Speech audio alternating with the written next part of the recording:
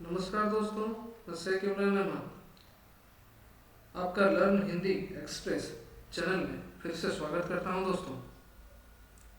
दोस्तों आज हम कुछ परीक्षा के प्रश्न जो प्रीवियस ईयर प्रश्न हैं उसे महत्वपूर्ण प्रश्न को लेकर आया हूं, जो आगामी आपकी जो ओटीटी परीक्षा होने वाली है, जिसकी नोटिफिकेशन जो सेकंड फेज में आपकी परीक्षा होगी, जो मई करीबन शायद मई महीने में शायद एग्ज़ाम होगी आपके मई या जून में, जो नोटिफिकेशन आपकी मतलब आई है। ठीक है, तो उसके संबंधित आज हम जो हमारी एक एमआईएल हिंदी जो पेपर है ओटीटी में, वो प्रश्नों को हम देखेंगे किस तरह प्रश्न पूछे गए थे, और आपके जितने भी ओटीटी के संबंधित जब से ओटीटी की परीक्षा हुई है तो सभी के जो प्रीवियस ईयर प्रश्न हैं वो सब प्रीवियस ईयर प्रश्न हम देखेंगे। ठीक है, और कैसे पूछे गए हैं और उसके संबंधित किस तरह हम पढ़ाई कर सकते हैं, उस सभी टॉपिक्स चैप्टर के संबंधित वो सभी में हमारे चैनल लर्न हिंदी एक्सप्रेस में डिस्कशन करवाऊंगा। जो कवि परिचय वगैरह हो या जो भी टॉपिक्स से संबंधित, व्याकरण के संबंधित सभी हम डिस्कशन करेंगे।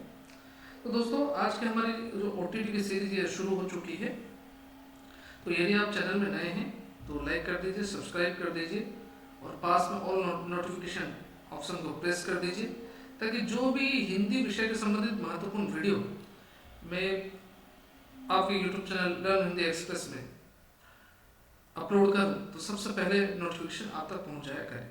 हमारी जितने भी प्रतियोगिता परीक्षा आगामी होने वाली है, एसएसबी टीजीटी की जो वैकेंसी आने वाली है हिंदी टीचर की, या RST regular high school teacher की वैकेंसी आने वाली है, वो सभी की तमाम सिलेबस के अकॉर्डिंग चैप्टर वाइज सभी हम हमारे चैनल में लर्न हिंदी एक्सप्रेस में डिस्कशन करेंगे। सभी महत्वपूर्ण चैप्टर को देखेंगे और प्रीवियस ईयर प्रश्नों को भी देखेंगे।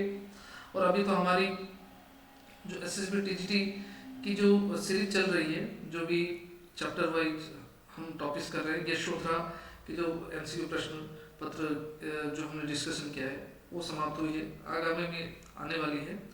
तो यदि आप चैनल में नए हैं तो लाइक कर दीजिए, सब्सक्राइब कर दीजिए। चलिए दोस्तों आज हम महत्वपूर्ण प्रश्नों को देखते हैं।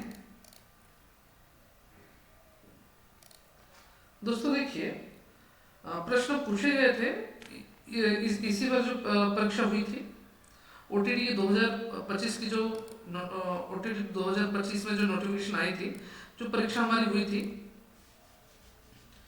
तो वो परीक्षा में आपकी जो 17 तारीख परीक्षा हुई थी 17/12/2025 में, दिसंबर के महीना में। तो उसमें से आप देखिए कुछ प्रश्न पूछे गए थे।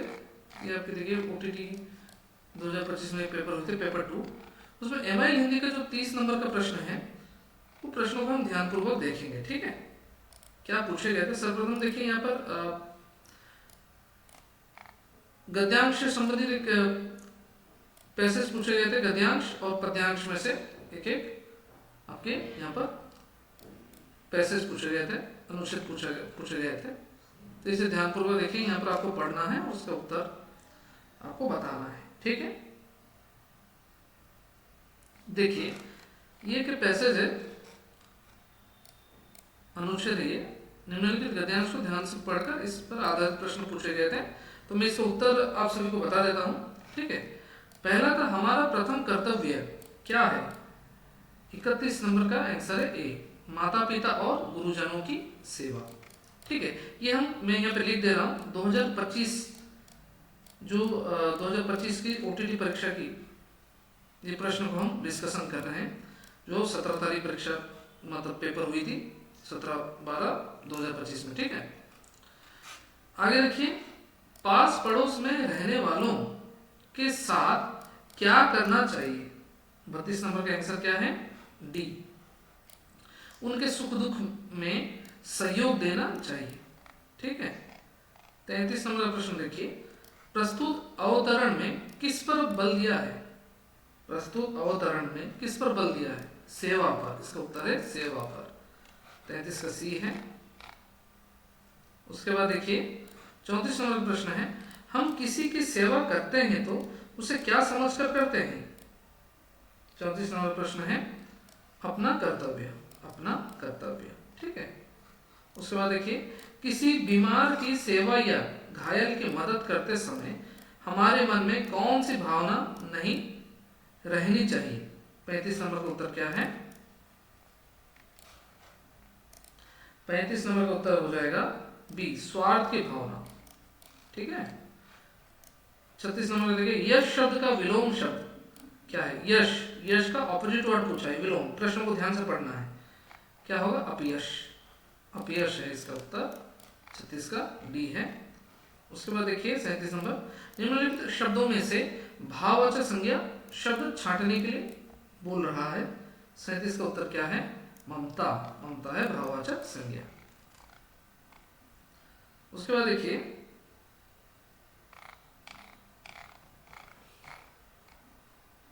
31 से 35 समाप्त हो गए। ठीक है, पैसे समाप्त हो गए। 36 नंबर से यहाँ पर व्याकरण से पूछे गए हैं। ठीक है, ये मैंने डिस्कशन करवा दिया है। उसके बाद देखिए 38 नंबर, मैं यह काम अपने आप कर लूंगा। इस वाक्य में रेखांकित पद अपने आप, ये जो अपने आप है ये किस प्रकार का सर्वनाम पूछ रहा है? याद रखना है, निजवाचक सर्वनाम है। उत्तर है इसका 38 का बी। थोड़ी सी चाय पी लीजिए। इस वाक्य में रेखांकित पद थोड़ी सी किस प्रकार का विशेषण है पूछा गया है? 29 नंबर का प्रश्न क्या होगा? उत्तर इसका अनिश्चित परिमाणवाचक, क्योंकि यहाँ पर बोला गया थोड़ी सी, निश्चित परिमाण है नहीं है, थोड़ी सी मतलब कुछ पता नहीं कितनी सी चाय, तो यह हो जाएगा अनिश्चित परिमाणवाचक। 40 नंबर का देखिए, स्वर के उतार चढ़ाव के साथ किसी पाठ के पढ़ने को क्या कहा जाता है? 40 नंबर का प्रश्न का उत्तर क्या होगा? आदर्शवाचक। उत्तर है आदर्शवाचक। पूछा क्या गया है ना, स्वर के उतार चढ़ाव के साथ, एक मिनट रुकिए, देखिए प्रश्न को दोबारा देखिए। स्वर के उतार चढ़ाव के साथ किसी पाठ के पढ़ने को क्या कहा जाता है? 40 नंबर का उत्तर होगा आदर्शवाचक। उच्च प्राथमिक स्तर पर किस भाषाई कौशल से अन्य भाषाई कौशलों का उत्तरोत्तर विकास संभव हो पाता है? 41 का होगा श्रवण कौशल। पूछा क्या गया? इसने पूछा है जो उच्च प्राथमिक स्तर पर किस भाषाई कौशल से अन्य भाषाई कौशलों का उत्तरोत्तर विकास संभव हो पाता है, हो जाएगा श्रवण कौशल। ठीक है। उसके बाद देखिए यहां से देखिए दोस्तों, ये 41 नंबर से ये हिंदी पेडागोजी के प्रश्न पूछे गए। ठीक है, तो इसको ध्यान से देखना है। अभी देखिए, भाषा शिक्षण में व्याकरण सीखने का, भाषा शिक्षण में व्याकरण सीखने का मुख्य उद्देश्य क्या है? 42 नंबर का प्रश्न पूछा गया है, हमें उत्तर बताना है। ए, भाषा के शुद्ध रूप को पहचान कर उसे सही ढंग से प्रयोग करना, यह सही उत्तर है। आगे, भाषा शिक्षण के उपरांत मूल्यांकन के लिए कौन सी विधियां महत्वपूर्ण है? 43 नंबर का प्रश्न क्या होगा? डी, मौखिक, लिखित और प्रायोगिक विधियां। ठीक है। आगे 44 नंबर बताइए, उड़िया भाषी छात्र हिंदी बोलते समय क्षमता का उच्चारण क्षमता के रूप में करता है। भाषा शिक्षण के संदर्भ में इसे क्या कहा जाता है? इसका उत्तर ध्यानपूर्वक दीजिए। 44 का होगा आंसर सी, मातृभाषा का व्याघात। 45 नंबर, भाषा शिक्षण में कौन सी विधि क्रमानुसार स्वयं शिक्षण विधि के रूप में जानी जाती है? 45 का क्या है उत्तर? डी, अभिक्रमिक स्वाध्याय विधि। ठीक है। उसके बाद देखिए आगे, ये पद्यांश अनुच्छेद पूछे गए हैं। ठीक है, तो ये करीबन आपके 46 नंबर से 50 नंबर तक पूछे गए हैं। इसके प्रश्नों को देखते हैं हम। इस कविता का निश्चित संदेश क्या है?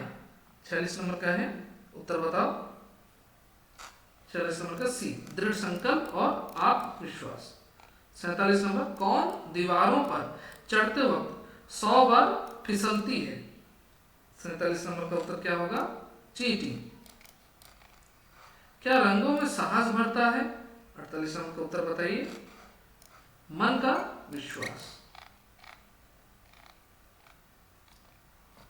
49 नंबर का आपको बताना है, ध्यानपूर्वक देखिए। कोशिश करने वालों की हार नहीं होती, इसे समझाने के लिए कवि ने नौका के अलावा और किसका उदाहरण दिया है? बहुत अच्छी बात बताइए ना दोस्तों, क्योंकि हमें निरंतर प्रयास करते ही रहना है, निरंतर मेहनत करते ही रहना है, तब हम अपने लक्ष्य की प्राप्ति आसानी से कर पाएंगे। ठीक है, चाहे जितनी भी बाधा विघ्न जीवन में आए, हमें उस बाधा विघ्न को पार करते हुए निरंतर हमें अपने लक्ष्य की ओर अग्रसर करनी चाहिए। 49 नंबर का क्या होगा? बी, चींटी का।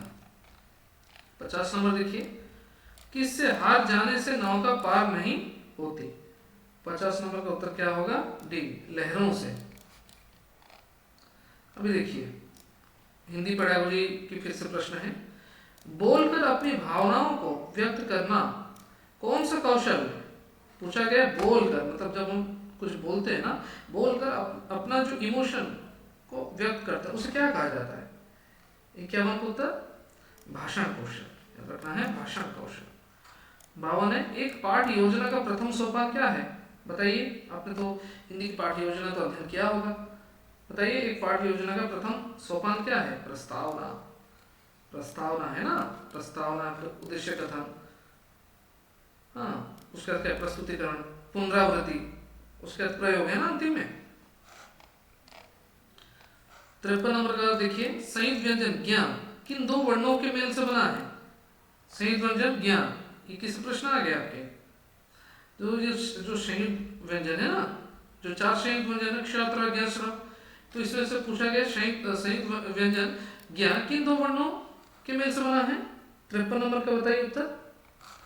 ज, धन, य, ज, धन, य से बना है। निम्नलिखित विकल्पों में 3 पर्यायवाची शब्द हैं और एक बेमेल शब्द है, उस बेमेल शब्द को चुने। कहने का तात्पर्य है, इसमें बताया जा रहा है निम्नलिखित में से 3 पर्यायवाची शब्द है और एक अलग शब्द है, वो पर्यायवाची शब्द है ही नहीं, तो उसका उत्तर आपको बताना है। क्या होगा? अंबु। अंबु है, ठीक है। अंबर, गगन, नभ, ये किसका पर्यायवाची शब्द? आकाश का, ठीक है, अंबु नहीं होगा।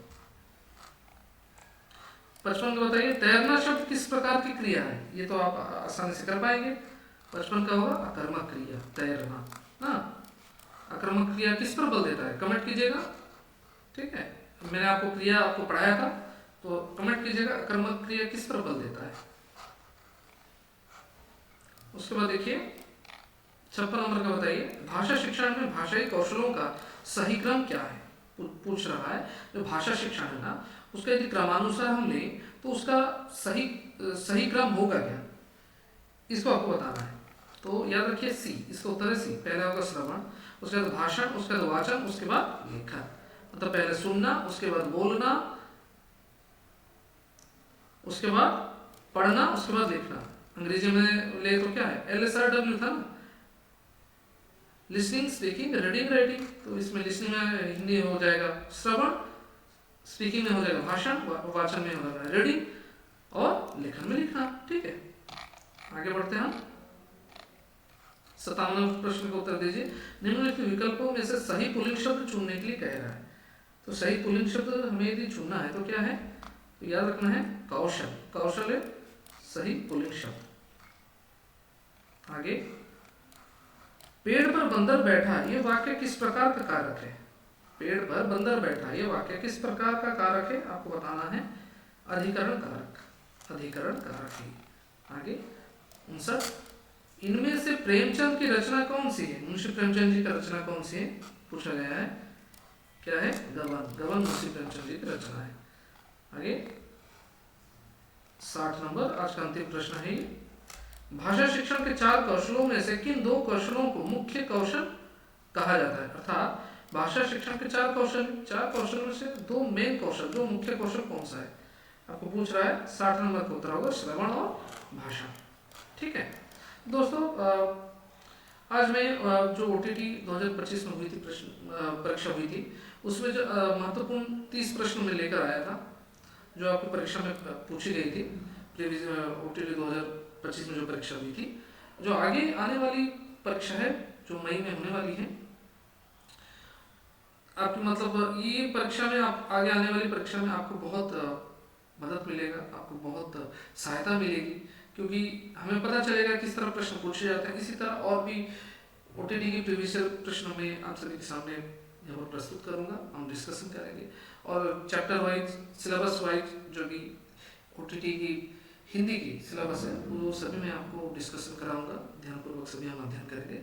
दोस्तों यदि आप चैनल में नए हैं, लाइक कर दीजिए, सब्सक्राइब कर दीजिए और पास में बेल नोटिफिकेशन ऑप्शन को प्रेस कर दीजिए, ताकि इसी तरह महत्वपूर्ण वीडियो आप सभी के सामने मैं लाता रहूं, आप अध्ययन करते रहें और अपने जीवन के लक्ष्य की आप प्राप्ति करें। तो चलिए दोस्तों, फिर से एक नई चैप्टर के साथ, नए विषय के साथ फिर आपसे मैं मिलता हूँ। यहाँ पर कक्षा समाप्त करता हूँ। धन्यवाद। जय हिंद, जय भारत, वंदे मातरम, नमस्कार।